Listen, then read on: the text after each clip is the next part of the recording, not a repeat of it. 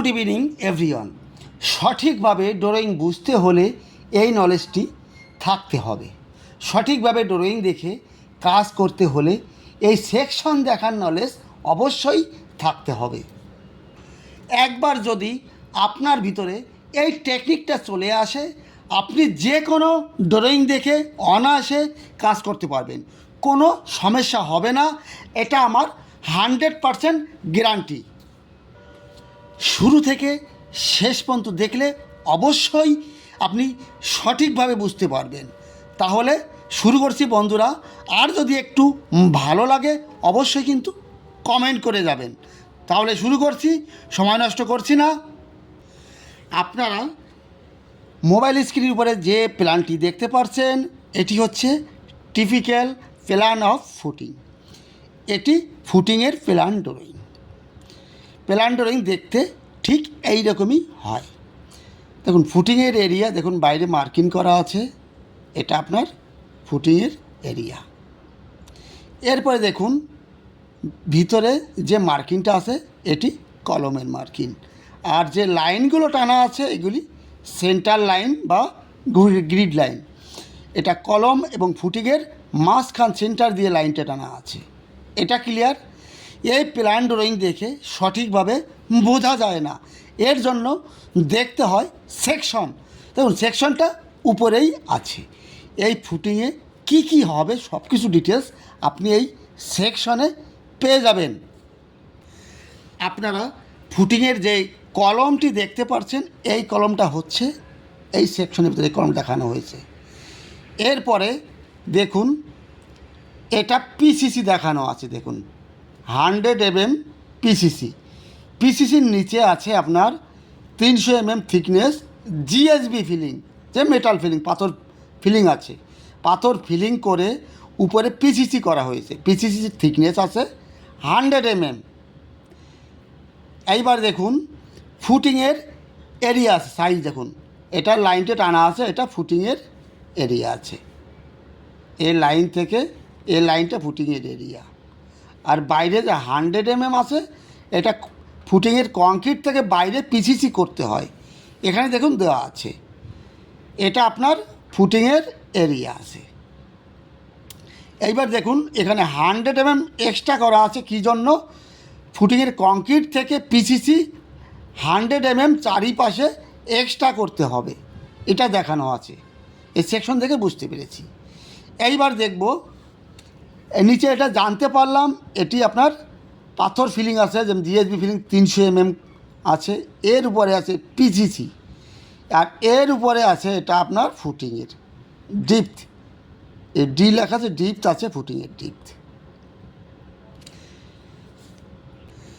এখানে দেখুন typical plan of footing এবং টিপিক্যাল সেকশন, মানে প্রত্যেকটা ফুটিংয়ের একই সিস্টেমে হবে। এটা ক্লিয়ার? টিপিক্যাল অর্থাৎ প্রত্যেকটা ফুটিংয়ের সিস্টেম কিন্তু একই। এইবার এর সমস্ত ডিটেলস জানার জন্য আমাকে যেতে হবে ফুটিংয়ের শিডিউলে।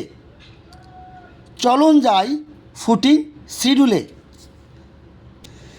এখানে দেখুন ফুটিং শিডিউল।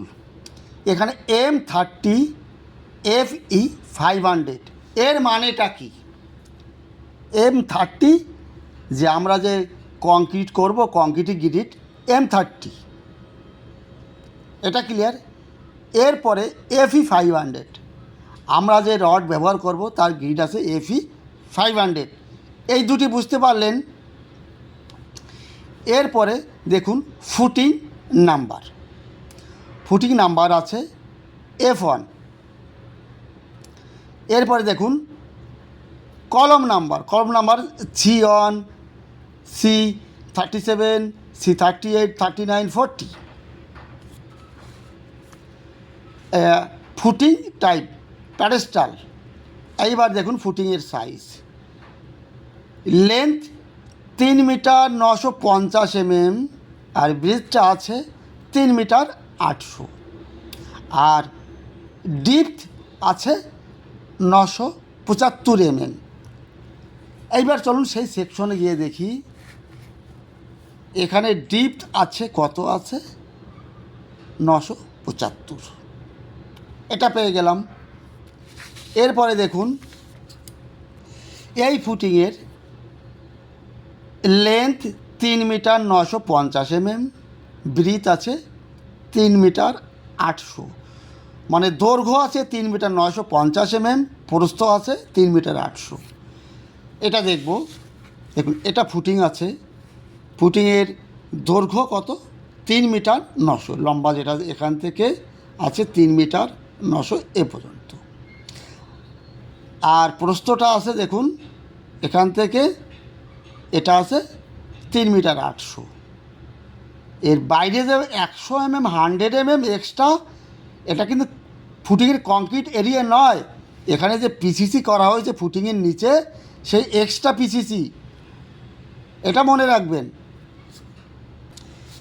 এরপরে দেখুন ফুটিং রেনফোর্সমেন্ট, ফুটিংয়ের রড বাঁধার কাজ, এটা বটম আর এটি টপ। দেখুন বটমে আছে 16 ডায়া @ 150 সেন্টার, এখানে 16 ডায়া 150 সেন্টার, অর্থাৎ শর্ট স্পেন যেটা ফুটিংয়ের সেটা 150 mm স্পেসিং আপনার শর্ট স্পেন। এখানে দেখুন শর্ট স্পেন কোনটা, এর লম্বা আছে 3 মিটার 950 আর চওড়াটা আছে 3 মিটার 800। এই 3 মিটার 800 আমার শর্ট স্পেন, এই রডটা প্রথমে আমার আগে দিতে হবে। দেখুন স্টিল বি আছে, এই রডটা আগে দিতে হবে, তারপরে আপনার এই লং স্পেনটা দিতে হবে। এটি বাঁধার পরে আপনার বটম ম্যাট শেষ হয়ে যাবে, তারপরে আপনার টপ ম্যাট বাঁধতে হবে। এটা এখানে দেখাচ্ছি, দেখুন এটা আপনার ফুটিংয়ের এরিয়া, আপনার 3 মিটার 950 mm আছে, আর এটা আছে 3 মিটার 800। প্রথমে 3 মিটার 800 এটা হচ্ছে শর্ট স্পেন, এইটা প্রথমে দিতে হবে, এই রডটা প্রথমে দিলাম। দেখুন এই রডটা দেওয়ার পরে আপনার দিতে হবে লং স্পেন, 3 মিটার 800 150 স্পেসিং, মানে একটা রড থেকে একটা রডের দূরত্ব আছে 150 mm। ড্রয়িংয়ে আছে কীভাবে লেখা আছে, 16 ডায়া @ 150 সেন্টার, এর মানে বোঝায় একটা রড থেকে একটা রডের ডিস্টেন্স আছে 150 mm বা 6 ইঞ্চি, এটা বোঝাচ্ছে। এরপরে দেখুন এই শর্ট স্পেন রড দেওয়ার পরে আমার দিতে হবে এইভাবে লং স্পেন, লম্বা রডটি, এটার স্পেসিংও কিন্তু 150 mm। ক্লিয়ার? এই একটা রড থেকে একটা রডের ডিস্টেন্স দূরত্ব হবে 150 mm, এটা এখানে দেওয়া আছে। 16 মিলি রড 150 সেন্টার স্পেসিং। এখানে দেখুন এই ফুটিংয়ের ডিপথ আছে, গভীরতা আছে 975 mm। প্রথমে আপনার এই বটমের রড বাঁধতে হবে, বাঁধার পরে আপনার এই টপের রডটি বাঁধতে হবে। প্রত্যেকটার স্পেসিং আছে 150 mm করে। প্রথমে এই বটমের জালি বাঁধার পরে আপনার আবার টপের জালি বাঁধতে, এখানে চেয়ার দেওয়ার পরে টপের জালি এই সিস্টেমে আবার বাঁধতে হবে, এক সিস্টেম। প্রথমে শর্ট স্পেনটা দেব এইভাবে, তারপরে লং স্পেন দেব, এইভাবে বাঁধতে হবে। ক্লিয়ার? এই ফুটিংয়ের রড আছে, কত আছে, 16 ডায়া 150 সেন্টার, এটা ক্লিয়ার? আর এটি হচ্ছে আপনার কলম শিডিউল, এটা দেখতে পাচ্ছেন কলম শিডিউলটি, দেখুন এই C1, C2, C3, C4 এইভাবে C40 পর্যন্ত যে কলমগুলো আছে তার সাইজটি আছে 900 mm বাই 750 mm। কলমের সাইজ আছে 900 mm বাই 750 mm। এখানে দেখুন C1, C2, C3, C4, C5, C6, C11, C18, C35, 37, 38, 39, 40 এই যে কলমগুলি আছে নাম্বার, এই কলমগুলিতে সাইজ হবে 900 mm বাই 750 mm। আর এই কলমে আছে 28, তারপরে 20T। এর মানে কি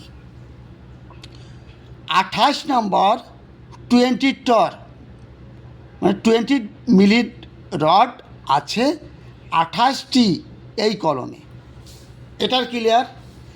এরপরে দেখব এই কলমে কত প্রকারের রিং আছে, এর ডিটেলস এখানে আছে।